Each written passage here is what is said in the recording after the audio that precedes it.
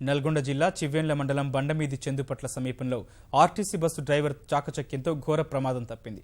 47 మంది ప్రయాణికులతో భద్రాచలం వెళ్తున్న ఆర్టీసీ బస్సును మామిడికాయల లోడుతో వస్తున్న డీసీఎం ఎదురుగా వచ్చి ఢీకొట్టింది. డీసీఎం గతిని గమనించిన బస్సు డ్రైవర్ వెంటనే అప్రమత్తమై పక్కకు తీశాడు. వేగంగా దూసుకొచ్చిన డీసీఎం బస్సు ఎడమ భాగాన్ని ఢీకొట్టింది.